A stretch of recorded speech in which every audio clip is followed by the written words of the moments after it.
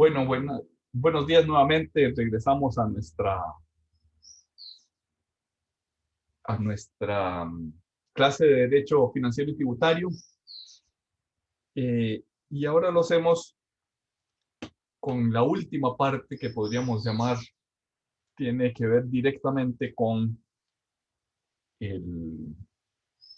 principios constitucionales. Estamos hablando de algunos principios constitucionales que, si bien no se refieren específicamente a la materia tributaria, sin duda tienen aplicación en nuestra materia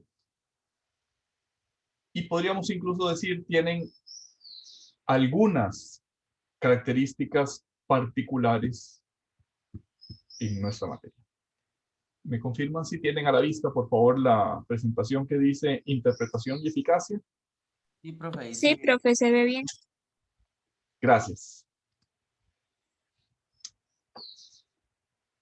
La primera materia que interesa es la eficacia de las normas en el tiempo. Ya decíamos que esto deriva de normas generales que aplican para todas las materias, pero que pueden tener alguna particularidad en materia tributaria.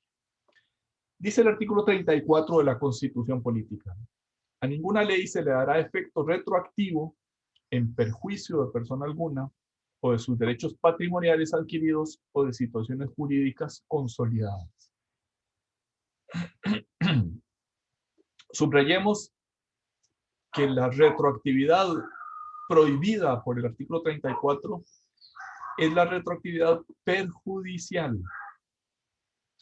En otras palabras, la retroactividad beneficiosa, la retroactividad que no produce perjuicio, no está prohibida por la Constitución Política. Y además no toda la perjudicialidad está prohibida por la Constitución, sino el perjuicio en contra de las personas, sujetos, personas individuales, o de sus derechos patrimoniales adquiridos, no cualesquiera derechos patrimoniales, sino aquellos que ya han ingresado al patrimonio, o de situaciones jurídicas consolidadas. Es clásica el ejemplo respecto de las situaciones jurídicas consolidadas, de suponer por un momento que la ley civil que impide el matrimonio con más de una persona a la vez, esto es la norma que impide la poligamia y que obliga a la monogamia,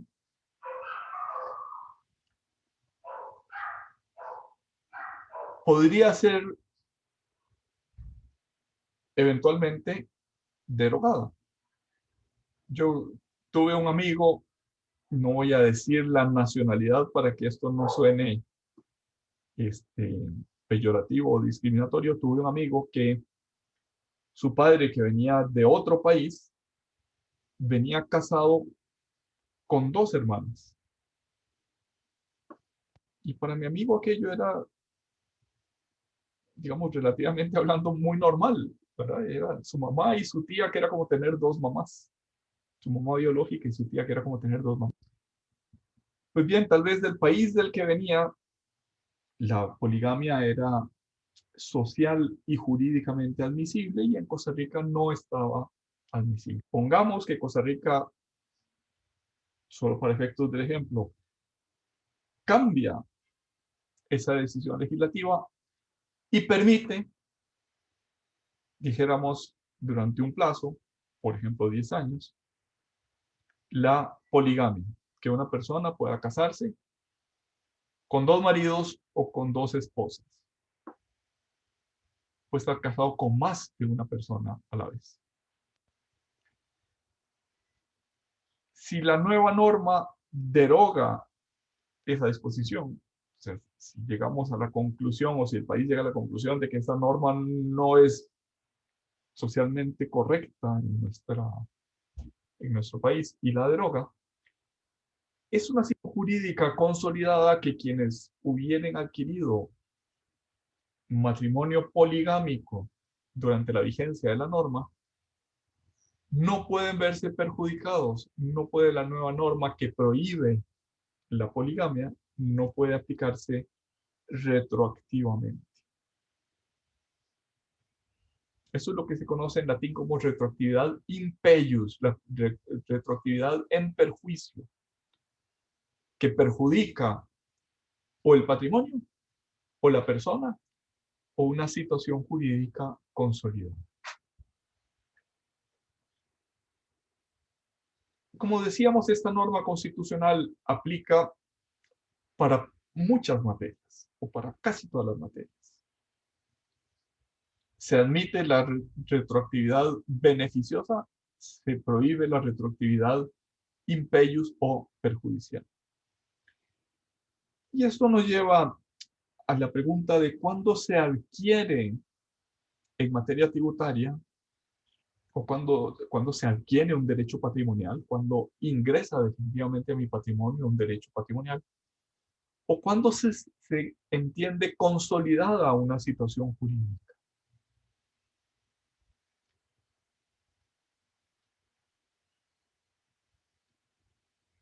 Por ejemplo, la ley 7900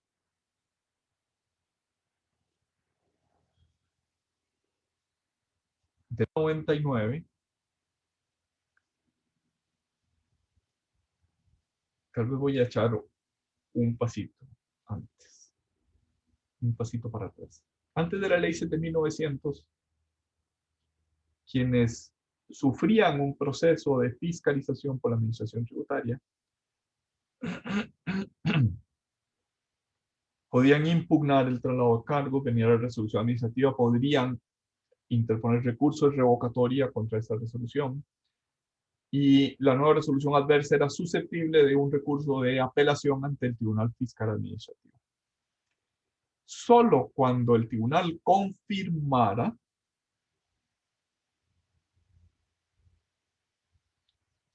empezaban a ocurrir intereses. Un ejemplo tal vez nos aclara lo de esta circunstancia. Yo presentaba mi declaración jurídica del año 98, me fiscalizaban en el año 2000, en el año 2001 interponía recurso de revocatoria, en el año 2002 recurso de apelación y en el año 2003 el tribunal confirmaba que mi declaración del 98 era incorrecta y que por tanto adeudaba una suma mayor que la declarada. Pues bien, la norma antes de la reforma de la ley 7900, antes de esa norma decía, se causan intereses 30 días después de la confirmación por el Tribunal Fiscal Administrativo. Es decir, la obligación de impuestos sobre la renta del año 98 mal declarada, que produjo un ajuste que fue confirmado por el Tribunal Fiscal Administrativo en el año 2003, empieza a correr intereses a partir del año 2003. Bueno, 30 días después del notificado el fallo del Tribunal Fiscal Administrativo. Evidentemente esa norma pues era muy perjudicial, era dañina para el cumplimiento voluntario de las obligaciones. Tenía un incentivo, un incentivo perverso a declarar menos, porque puede ser que no me pesquen y por tanto prescriben. Y si me pescan, no pago intereses, sino hasta 30 días después de que la nueva obligación sea confirmada por el Tribunal Fiscal Administrativo. Era sin duda un incentivo perverso a declarar o a subdeclarar o directamente a eludir o a evadir las obligaciones tributarias. Como digo, eso cambió con la ley 7900 del año 99. Esa ley entró en vigor el 1 de octubre de 1999. Y el transitorio 1 de la ley 7.900, repito, la ley empezaba a regir el 1 de octubre del 99. El transitorio 1 decía que las declaraciones de impuestos sobre la renta, sobre todo, pero también se refería a otras declaraciones, de los años 98 y 97, cuya fiscalización hubiera iniciado antes del 1 de octubre, se regirían por la vieja ley de intereses, es decir, no habrá intereses sino 30 días después de confirmado el ajuste por el Tribunal Fiscal Administrativo. Y las declaraciones de los años 97, 98, cuya fiscalización iniciara después del 1 de octubre, se regirían por la nueva norma. La Sala Constitucional, en el voto 618 del 2001, declaró inconstitucional ese artículo transitorio 1, porque sostuvo, y me parece que es una posición correcta, que en materia tributaria la situación jurídica se consolidaba con las normas que estaban vigentes al suceder el hecho generador de la obligación tributaria. En palabras menos técnicas, la declaración de impuestos sobre la renta del año 98 se consolidó el 30 de septiembre del 98, que era el periodo fiscal de aquella época. Concluía el último día hábil el último día de septiembre para la mayoría de los contribuyentes. Y se consolidaba no solo la declaración, sino la situación jurídica a la que esa declaración se refería. A las 12 de la noche del 30 de septiembre de 1900, la declaración del 98 de 1998, la declaración del 99 de 1999, a pesar de que no estuviera presentada la declaración. En el caso de la declaración del 99, esa declaración iba a ser presentada 2 meses, 15 días después, en diciembre del año 99. Pero lo que está claro es que la situación jurídica se consolidaba con el hecho generador, no con la declaración. La declaración del 99, cuyo plazo de declaración vencía en diciembre, cuando ya estaba plenamente en vigor la ley 7.900, se regía por las leyes anteriores porque lo pertinente, lo relevante, no era la declaración, sino el hecho generador de la obligación tributaria.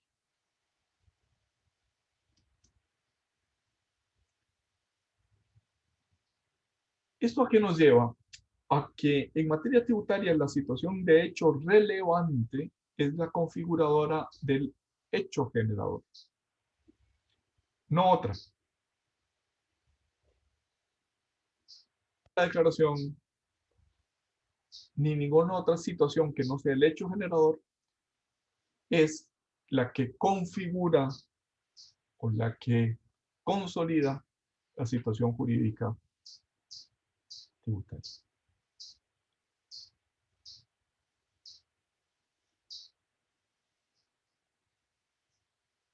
Obviamente, esto que es así en materia tributaria no es así en materia de sanciones, donde,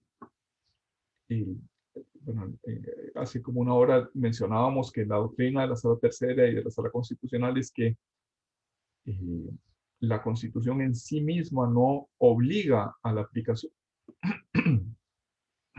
disculpa, a la aplicación de la norma más benigna, pero sí obliga a ello el Pacto de San José, el artículo 9 de la Convención Americana de Derechos Humanos, y también el Código Procesal Penal y el Código Penal. Obligan a aplicar en materia tributaria la norma más benigna, aunque la situación se hubiera consolidado bajo la vigencia de la norma penal anterior. Entonces, ¿cómo enfrentamos el cambio normativo tributario?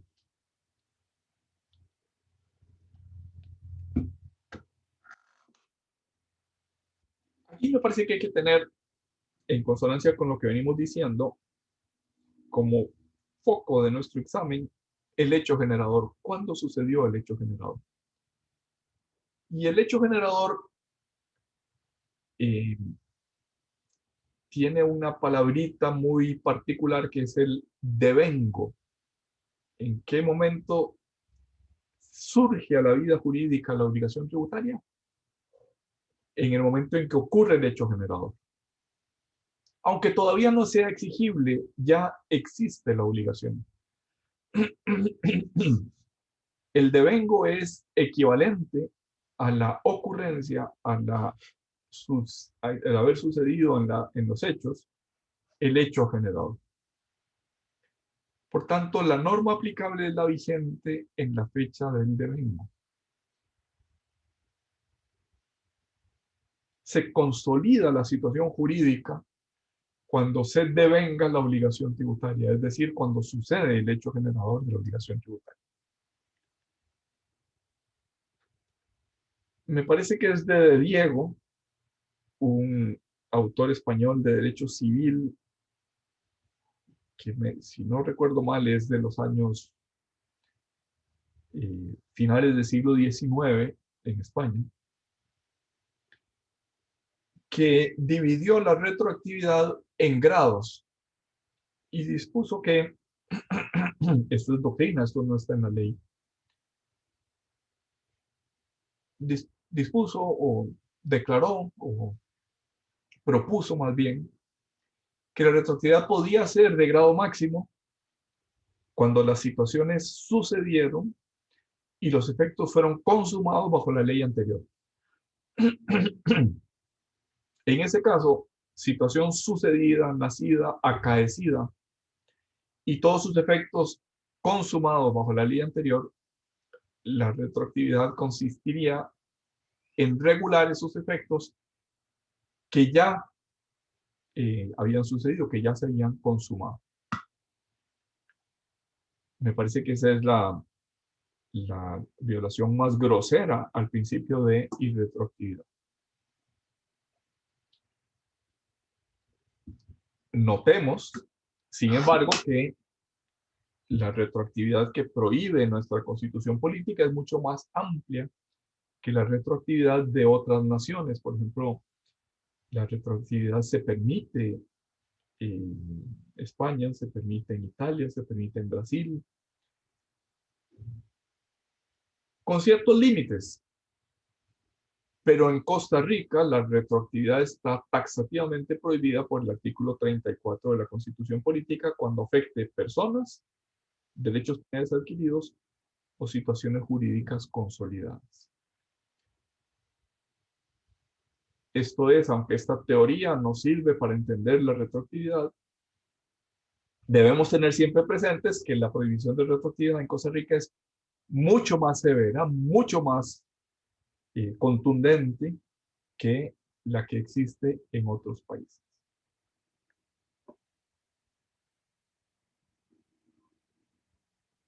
La retroactividad de grado medio, decía de Diego, es cuando los efectos nacieron bajo la ley anterior, pero se ejecutan bajo la nueva ley.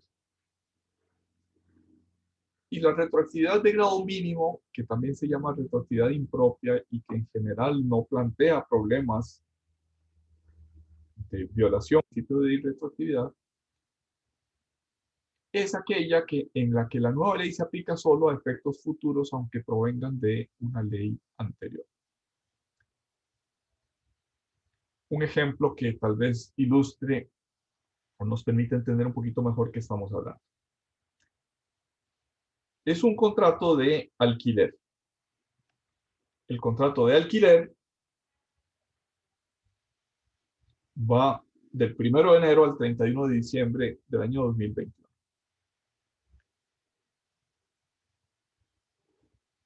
La nueva ley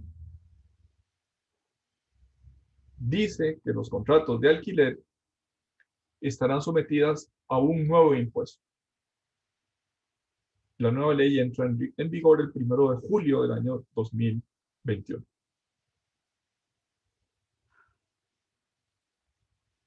El contrato empezó el 1 de enero y concluye, el plazo del contrato concluye el 31 de diciembre. Es un contrato de alquiler de 12 meses. Durante la vigencia del contrato, se aprueba una nueva ley que establece impuesto a los alquileres. Y esa nueva ley entra a regir el 1 de julio del 2021. Entonces sería una retroactividad de grado máximo, y que es muy raro que suceda, el que el legislador diga los alquileres de enero a junio estarán sometidos al impuesto a los alquileres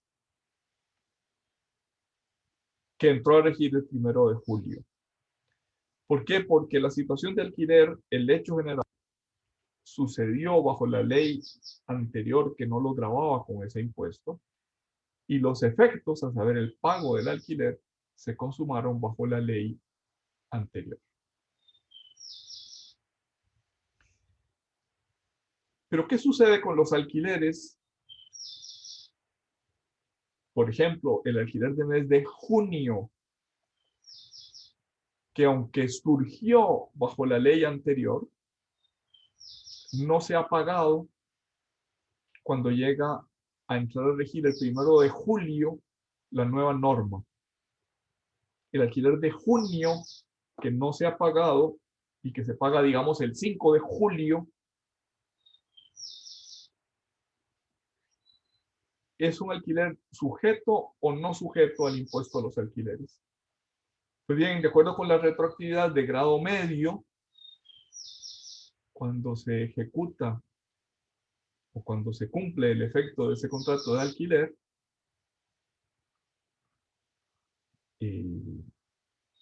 si la legislación permite la retroactividad de grado medio, no hay problema. Pero si no permite la retroactividad de grado medio, como es el caso de Costa Rica, aunque se ejecute bajo la nueva ley, se rige por el hecho generador nacido antes del primer día de vigor de la nueva norma. La retroactividad impropia o mínima, o que algunos dicen eso no es retroactividad, la nueva ley se aplica sobre actos futuros, aunque provengan de una ley anterior a nuestro contrato de alquiler. Aunque el contrato de alquiler se firmó en enero, los alquileres de julio, agosto y etcétera en adelante, sí se aplica la nueva norma. Entonces, a los efectos costarricenses, que tiene, como dije hace un rato, una prohibición de retroactividad mucho más severa que la de otros países, que la de Italia en concreto, que no contiene prohibición de retroactividad, o que la española, cuya constitución solo menciona retroactividad en materia penal y la prohíbe exclusivamente a sus efectos.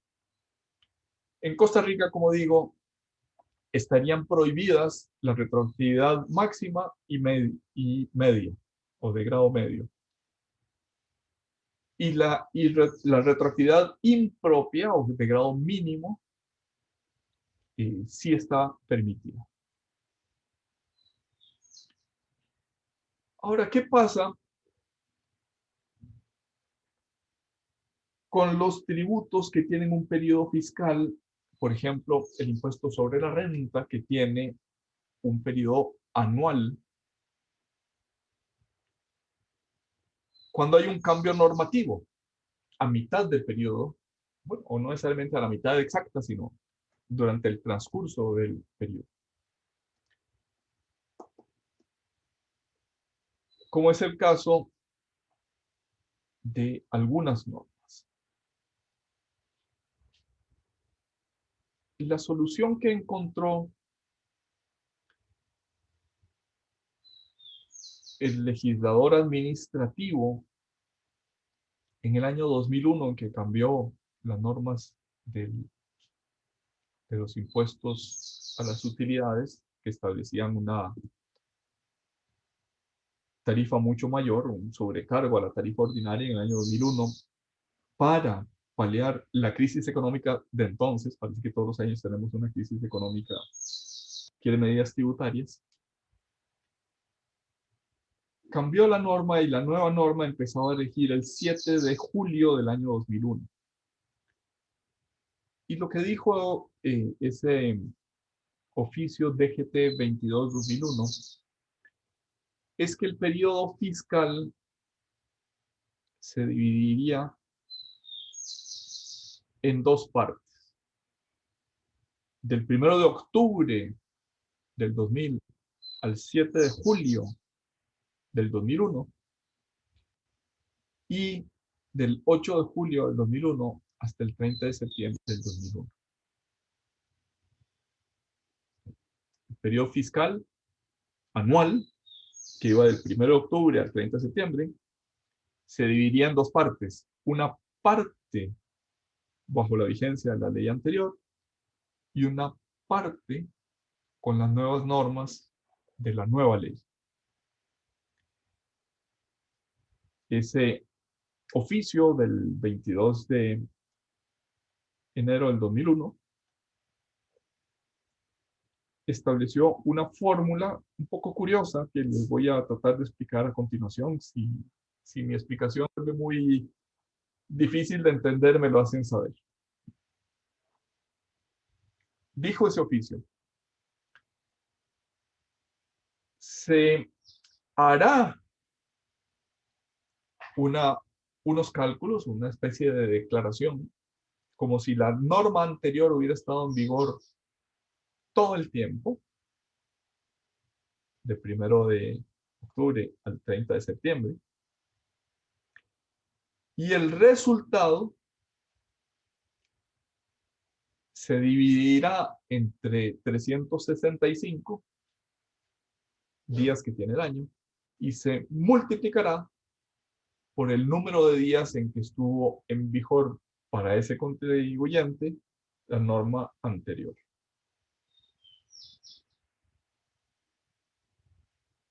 Primera parte de la operación. Segunda parte de la operación, se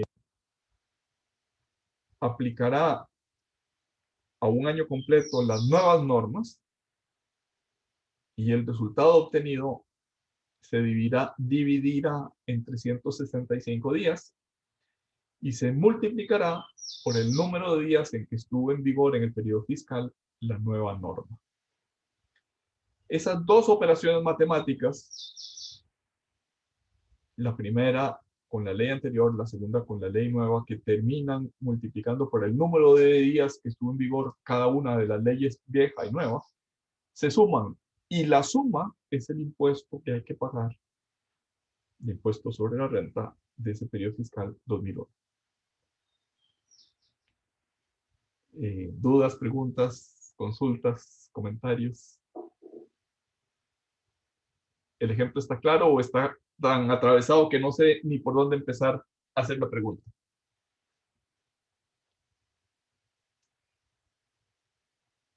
¿Nadie quiere Creo que está comentar el claro. ejemplo? Ariana, sí. No, que está claro. Está claro. ¡Qué maravilla!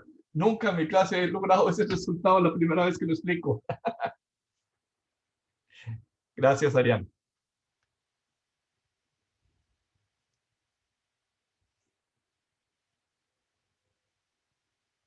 Bien. Es una posible solución. Evidentemente hay al menos algún grado de retroactividad en ese oficio 22 del 2001 de la Dirección General de Tributación, que yo no sabría calificarlo si es un grado mínimo o es un grado medio o es un in-between, intermedio ahí entre medio y mínimo. pero evidentemente algún grado de retroactividad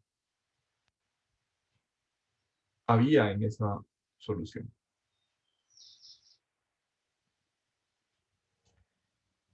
En el transitorio 3 de la ley 9635, que creó, recuerdan esa ley que es de diciembre del 2018, que entró a regir en el 2019, el 1 de julio del 2019,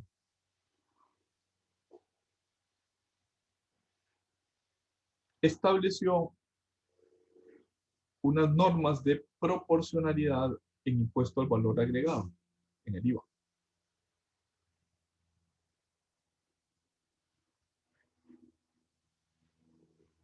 Eh, no las vamos a comentar porque me parece que tendríamos que hacer una explicación completa de cómo funciona el IVA y lo vamos a ver para la clase del IVA en su momento. Pero lo que me interesa mencionar es que esas normas del artículo de la ley del IVA permitían la acreditación de los IVAs pagados en proporción a los bienes y servicios vendidos que estuvieran grabados con el IVA.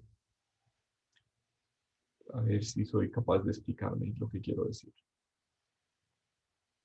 En los IVAs que yo pago a mis proveedores de bienes y servicios, antes de la ley 96.5 eran plenamente deducibles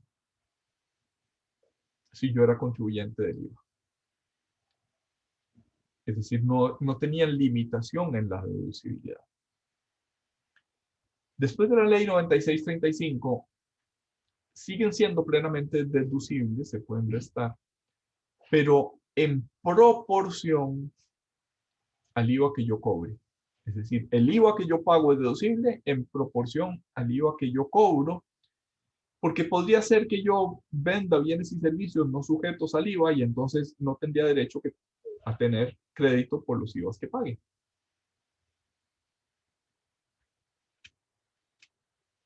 Y eso es una norma de 9635. Y el transitorio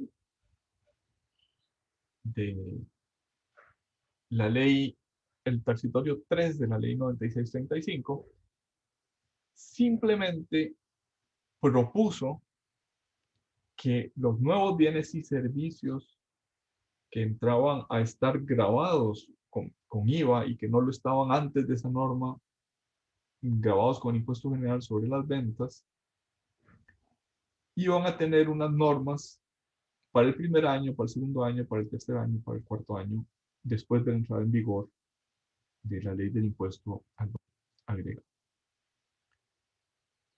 Dicho en otras palabras, es una forma ya no de atenuar la retroactividad de grado medio mínimo, sino de introducir la vigencia de la nueva norma progresivamente, de tal manera que no afecte situaciones jurídicas consolidadas.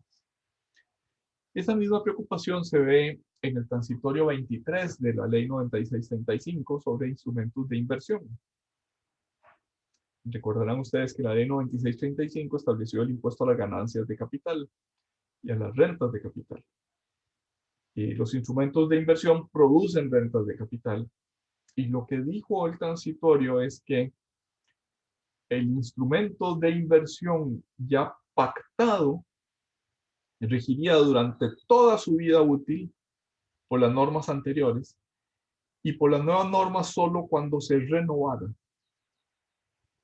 sea, a pesar de entrar en vigor el 1 de julio del año 2019, el capítulo de rentas y ganancias de capital, un instrumento suscrito, por ejemplo un bono, por ejemplo una acción suscrita el día antes, el 29 de junio del año 2019, se regiría por las normas que estaban vigentes al momento de suscribirlo, es decir, al 29 de junio.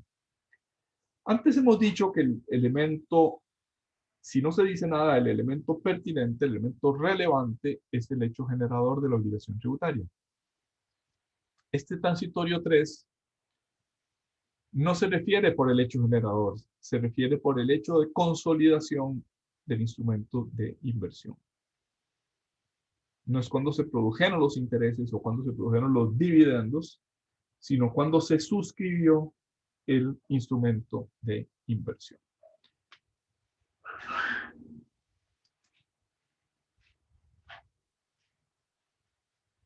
Bien, ¿qué pasa en las exenciones o en los contratos de incentivos?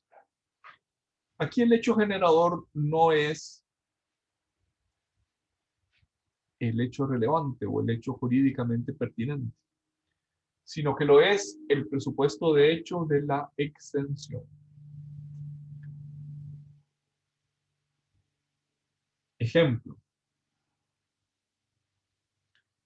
la norma que establece una exención a quienes inviertan, por ejemplo, actividades turísticas,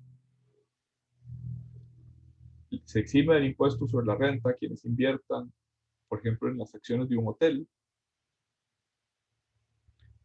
La norma pertinente, la norma relevante, perdón, el hecho relevante o la situación jurídica relevante no es el hecho generador del impuesto sobre la renta, sino la inversión que me concede exención de ese tributo.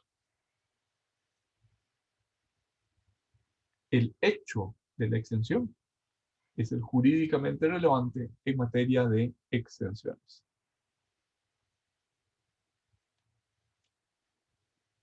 Dice el artículo 63 del Código de Normas y Procedimientos Tributarios, aunque haya disposición expresa en la ley tributaria, la exención no se extiende a los tributos establecidos posteriormente a su creación.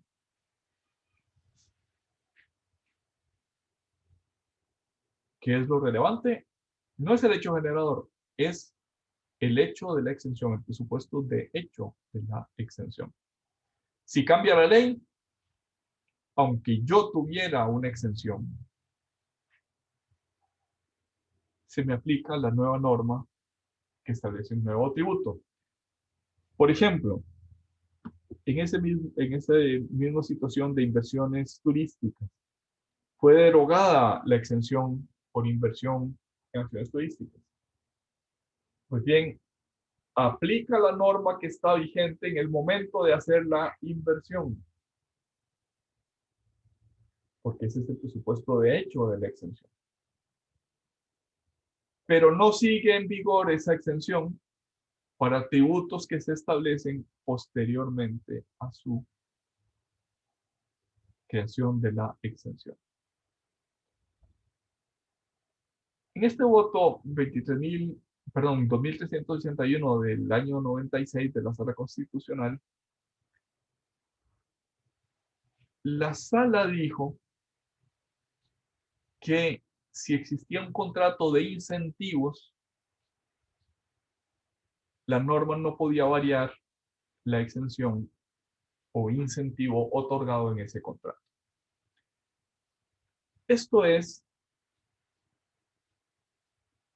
dijo la Sala Constitucional, el contrato no es que se aplica, que se impide que la nueva norma aplique retroactivamente, sino que la vieja norma aplica ultraactivamente hacia el futuro, aunque la norma de exención ya haya sido derogada, aplica la exención si hay de por medio un contrato, entre comillas, de incentivo. Un minutito, por favor.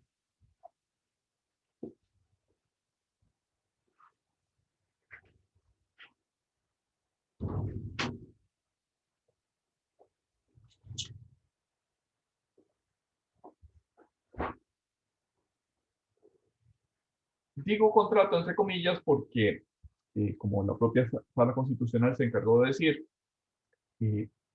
esos contratos de incentivos no tienen naturaleza de contrato, son un acto administrativo de concesión, pero que sí contiene obligaciones para el que recibe el incentivo y una serie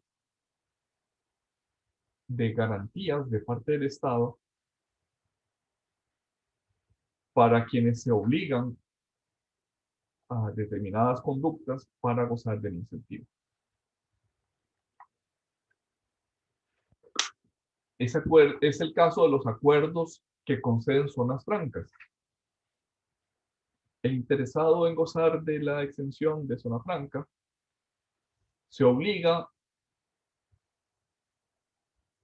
a una cantidad de inversión, se obliga a una cantidad de puestos de trabajo, de otorgar una cantidad de puestos de trabajo, se obliga a una permanencia en el tiempo de su inversión.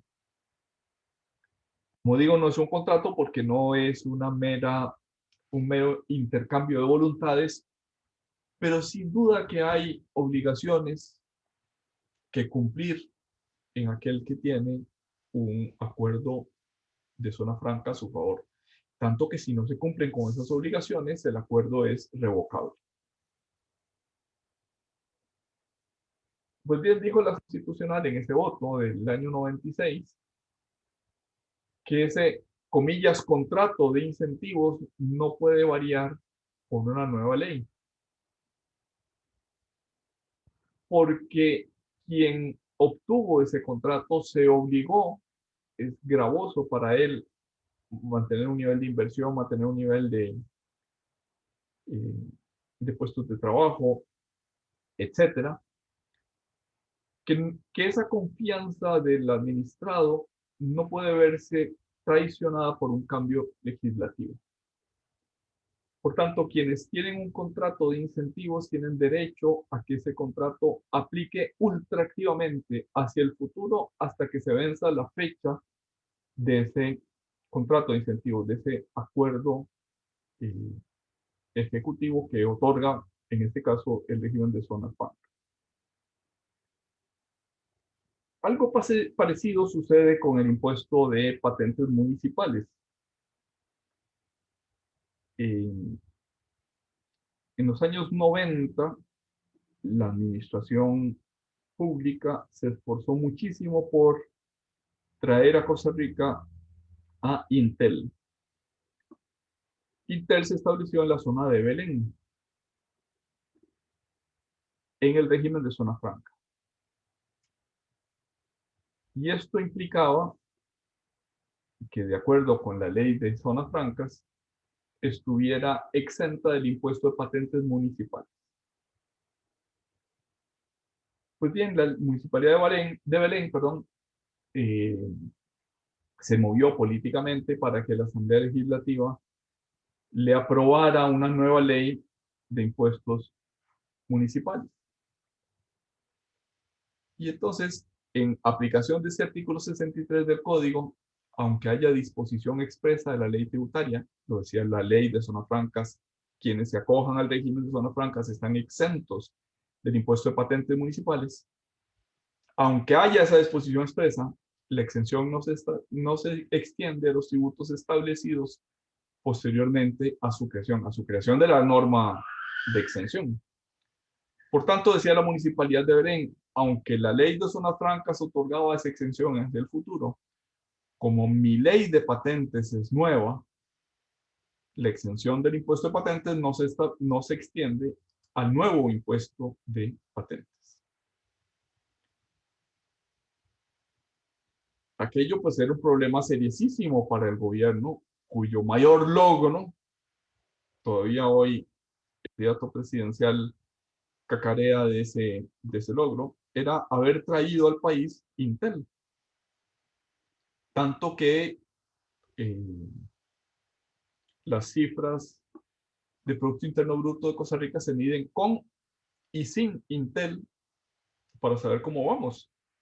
Porque Intel es tan grande en el tamaño de la economía que altera las cifras macroeconómicas del país, si se toma en cuenta o no se toma en cuenta. Pues bien, dijo ese dictamen de la Procuraduría que el impuesto de patentes de la Municipalidad de Belén era sustancialmente, el nuevo impuesto era sustancialmente el mismo impuesto anterior. Tenía el mismo hecho generador, tenía las mismas tarifas, en fin, varios de sus elementos eran exactamente iguales. Y por tanto, no se podía aplicar ese artículo 63 del código. Esto es, la ley de zonas francas tenía la exención. Esa exención se extiende a tributos establecidos nuevos, pero esos nuevos tributos tienen que ser diferentes, sustancialmente distintos del impuesto anterior. Si es una mera renovación de la ley, si son cambios, iba a decir cosméticos, pero dijéramos cambios que no son sustanciales, y eso tiene que ver sobre todo con el hecho generador, el mero cambio no deroga la exención en el caso de la ley de zonas francas. Ese mismo problema se planteó con el impuesto al valor agregado, de la ley 9635. Había unas 100 exenciones que estaban establecidas en leyes dispersas al viejo ley de impuesto general sobre las ventas. Y la nueva ley de impuesto al valor agregado no las contemplaba, no contemplaba esas exenciones al viejo impuesto general sobre las ventas. Pues bien, la Procuraduría volvió a decir lo mismo. Como no hay diferencias sustanciales, es la misma tarifa, es el mismo impuesto, si bien sobre una base mucho más amplia, y si bien con nuevas normas de acreditación, pero el viejo impuesto general sobre las ventas era un impuesto al valor agregado, así lo declaraba el artículo 1 de la ley, y por tanto, las normas de exención viejas, aunque no se hubieran reproducido en la nueva ley de impuesto al valor agregado, seguían plenamente en vigor.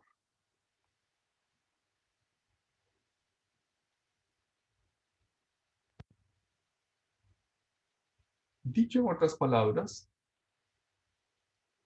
el concepto de tributo no es puramente formal, no es puramente una nueva norma, sino que es un concepto sustancial. Hay que ver si el nuevo tributo es sustancialmente idéntico o no respecto del anterior.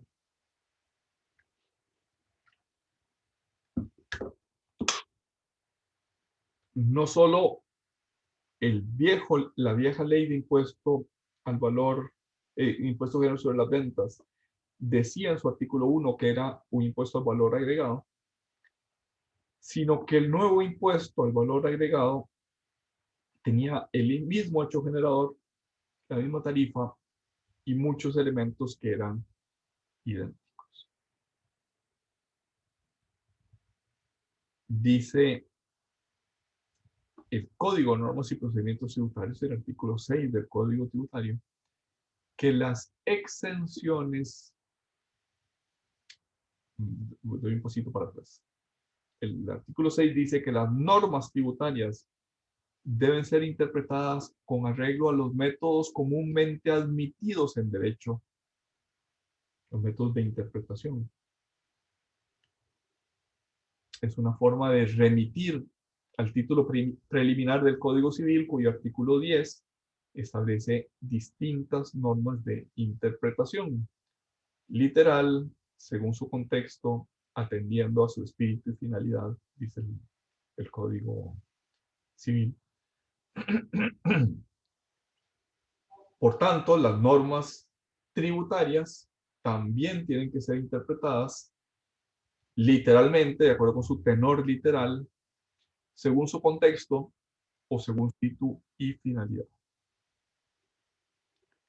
También las normas de exención deben ser interpretadas por las normas generales, por los métodos comúnmente admitidos en derecho.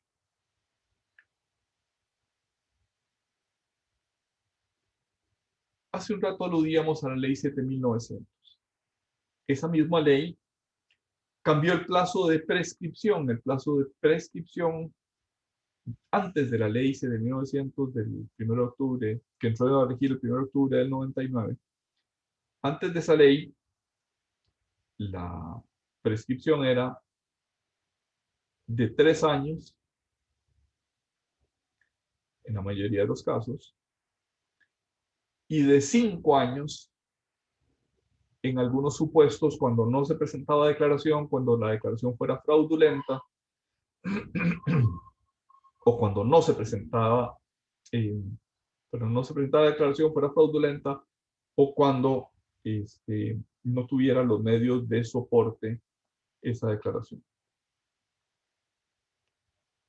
La ley 7900 consolidó esos dos plazos, que eran de 3 y 5, 3 general, 5 excepcional, y dijo, no quiero hacer esa calificación, no quiero que el administrador tributario haga esa calificación, y por tanto vamos a tener un solo plazo de 4 años, sin extensión del plazo.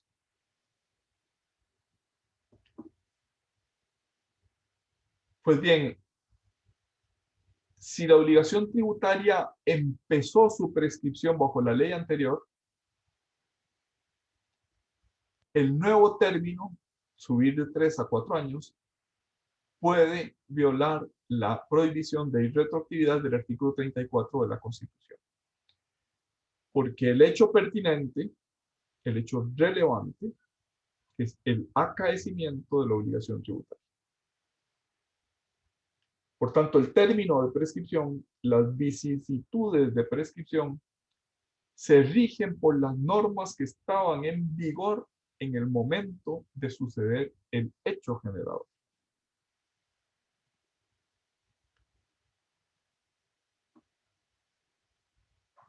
Y algo parecido hay que decir de las obligaciones accesorias. Las obligaciones accesorias son, si se trata de intereses, las que estaban en vigor en el momento en el que se produjo el retraso de la obligación tributaria principal. Y tal vez aquí habría que hacer una precisión. Aplican las normas accesorias de intereses que estaban en vigor al suceder el hecho generador, pero empiezan a correr los intereses cuando empieza a haber retraso. El artículo 57 del Código de Normas y Procedimientos Tributarios hay que leerlo y hay que aprendérselo porque será inmisericordiamente preguntado en el examen. Artículo 57 del Código dispone que son las tasas de interés que estuvieran vigentes en cada momento. ¿Qué quiere esto decir? Quiere decir que la declaración de impuestos sobre la renta de José María que se presentó el 15 de marzo de este año, si yo no la pagué, el 16 de marzo empiezan a correr intereses con la tasa que está en vigor el 16 de marzo. Pero si no le he pagado, dijéramos, hoy 26 de mayo, y hoy la tasa de interés es diferente de la que había el 16 de marzo, entonces cuando cambia la tasa, también la nueva tasa se aplica a mi obligación pendiente de pago. Inicia aplicándose la tasa que estaba vigente el 16 de marzo, cambia la tasa y empieza a aplicarse la nueva tasa.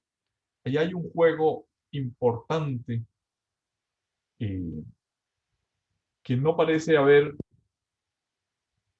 retroactividad, sino de grado mínimo, es decir, no retroactividad o retroactividad impropia, de acuerdo con los autores españoles que hemos visto hasta el momento. Falta casi una hora de clase según el horario, pero vamos a dejarlo el día de hoy por ahí, porque el nuevo tema de criterios de sujeción es un tema muy amplio y porque el profesor ya casi no puede hablar más por su garganta. ¿Dudas, preguntas, aclaraciones, comentarios? con lo que hemos visto el día de hoy.